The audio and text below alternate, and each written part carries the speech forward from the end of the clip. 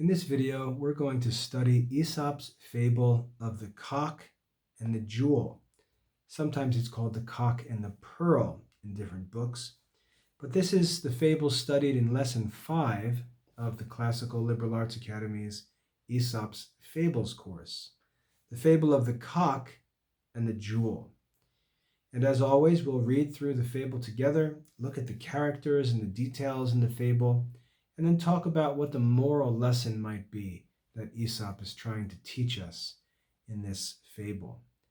So again, this is the fable of the cock and the jewel. And just so you know, a cock is a male chicken. Okay, a male chicken is called a cock or a rooster. And I don't know if you know much about roosters, but roosters are very arrogant. They strut around the farm and they yell real loud and they make a lot of noise and they bother the hens or the female chickens. And sometimes a cock is so arrogant that he'll even chase and attack a person. And they usually get a pretty good beating for that because they're dangerous. They have sharp claws and they can really hurt a little kid. So cock is a male chicken, a rooster, and we read about this fable of this cock and the jewel. So the fable begins, a brisk young cock scratching for something with which to entertain his favorite hens happened to turn up a jewel. Feeling quite sure that it was something precious, but not knowing well what to do with it, he addressed it with an air of affected wisdom as follows.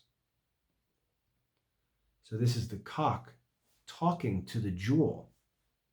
He says, "You are a very fine thing, no doubt, but you are not at all to my taste. For my part, I would rather have 1 grain of dear, delicious barley than all the jewels in the world." This is the fable of the cock and the jewel.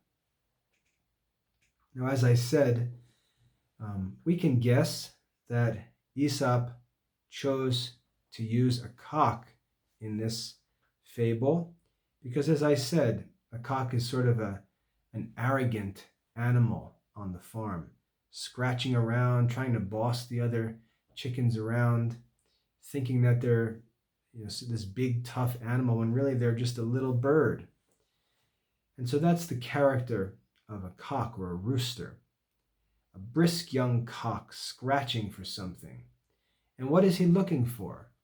He's looking for something with which to entertain his favorite hens. Hens are the female chickens or the ladies on the farm. So he's not necessarily out looking for food like normal. He's not scratching around looking for a worm or some seed to eat for himself.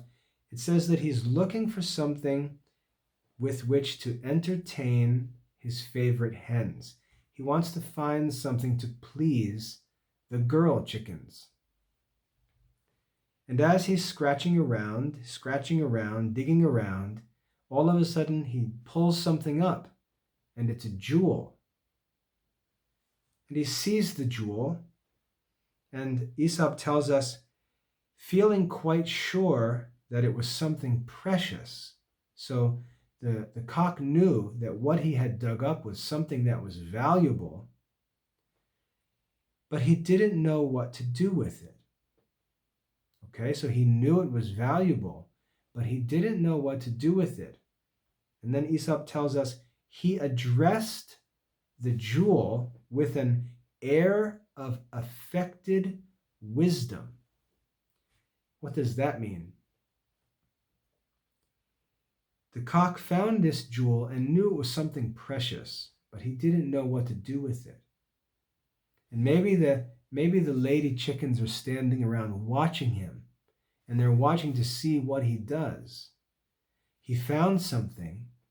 He knows that it's precious, but he doesn't know what to do with it.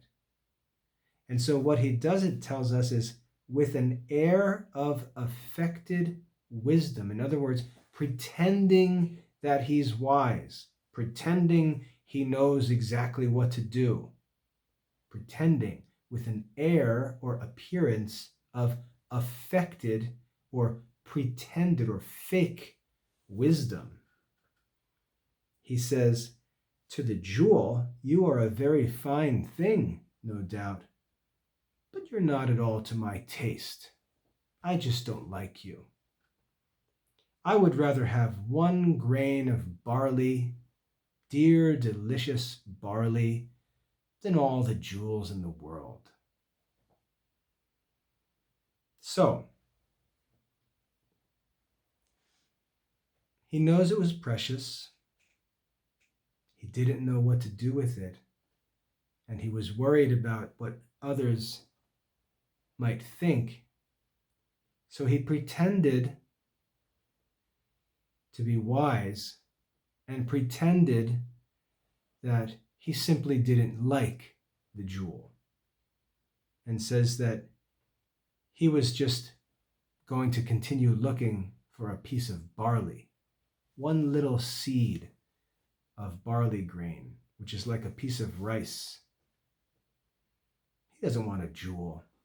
He'd rather have 1 piece of barley. And that's the end of the fable. So we can see why Aesop would choose a cock or a rooster as the character in this story. They just think they're so smart. They're cocky, we say. Cocky means arrogant, strutting around like you have everything figured out. It means to be cocky, or like a cock, like a rooster. And what we see is he's unable to know what to do in a certain situation. And he chooses to act like he does know what to do in that situation. And there's a Bible verse that I can think of from the Proverbs that may explain what Aesop's telling us in this fable. There's a proverb that says, "Do not lean upon your own understanding. Do not lean upon your own understanding." And what that means is, don't think that you always have the answers for everything. And what it teaches us is that if there's a time when we find something or do something or something happens to us and we're not sure what to do, we shouldn't lean on our own understanding and just do what we think is good or right, but we should seek counsel, or we should seek advice from other people, maybe someone who's older than us or wiser than us or more experienced than us. We should seek to hear what someone else might advise us to do, not just put on an air of affected wisdom and pretend that we can figure everything out ourselves.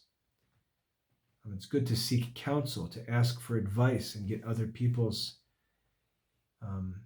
ideas, especially older and wiser people, not just anybody.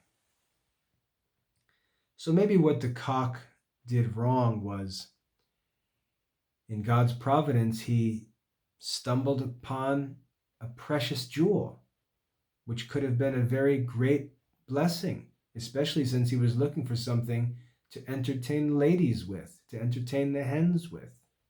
They might have loved the jewel. But instead, not knowing what to do with it, he chose to act like a know-it-all and said something that's really very foolish.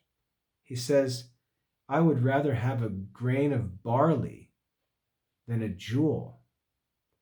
That jewel might have bought a whole truckload of barley, but instead, he says that he would rather have 1 grain of barley, because he really doesn't know what he's talking about. That jewel, as I said, might buy a whole truckload of barley. barley. Or that jewel might have been much more entertaining to the hens than some food would be, since they already have food. The farmer already provides them with their food. The jewel might have been something special. But the cock is too arrogant to think about that or to ask for advice. And so he ends up making a foolish decision and saying that he would rather have one piece of barley than all the jewels in the world. Come on. He doesn't know what he's talking about.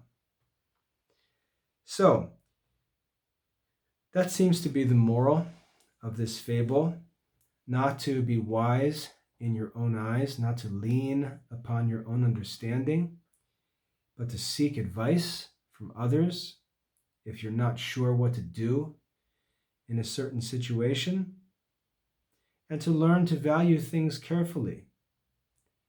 Because as I said, one jewel might be worth a whole truckload of barley grains. That's one way to look at this fable. I'm sure that you can think of some others. For example, I know that some students might say something like this. They might say, what matters in life is food, and St. Paul says, be content with food and clothing. So who cares about jewels? We should just worry about basic, simple things like food and clothing. And they make the cock to sound like he's making a good decision. But if you read a little more carefully, you can see that Aesop is not saying that the cock made a good decision here. He's saying that the cock was arrogant and foolish and made a silly decision. Okay, so I think we need to look into it a little more. An example from the Bible that I can think of is the story of Esau. In the Old Testament, in the book of Genesis, there's one day where Esau was Isaac's older son. And as the older son, when his father got old or when his father died, he would have inherited his father's possessions and taken over all of his father's household. But one day, Aesop is hungry, very hungry and tired, and he just wants something to eat. And his younger brother, Jacob, is cooking a pot of stew on the fire. And Esau comes and he says, give me some of that stew. And Jacob says, you're going to have to trade me something for it. And so Esau basically says, I don't care, I'll give you anything. I'm so hungry, I'll do anything for a bowl of soup. And so Jacob says, well, give me your birthright, or give me the right to your father's possessions. And what Esau says is, who cares about a birthright? If I don't eat, I'm going to die. Who cares about an inheritance if I don't have anything to eat today? And so in that story, Esau trades his birthright to Jacob for one bowl of soup. And you can see that that's a good example. That's like this fable of the cock and the jewel. Esau really doesn't know what he should think about the inheritance or why it's valuable. He doesn't really understand what to do with it, but Jacob does. And Jacob wants it because he knows it's the most valuable thing in the whole world. And so Jacob gets Esau to trade his birthright for one bowl of soup. And Esau acts like the cock in this fable. Just remember, the story of Esau and Jacob is not a fable. That's a real story from history. Those are real men, and that was a real event. But it's an event in history that shows us the moral lesson of this fable. Okay, so I hope that's a helpful introduction and discussion about the fable of the cock and the jewel. Keep thinking about it, read it for yourself, pay attention to all the details, And maybe you can come up with another important message that you think Aesop has for us in this fable of the cock and the jewel. God bless.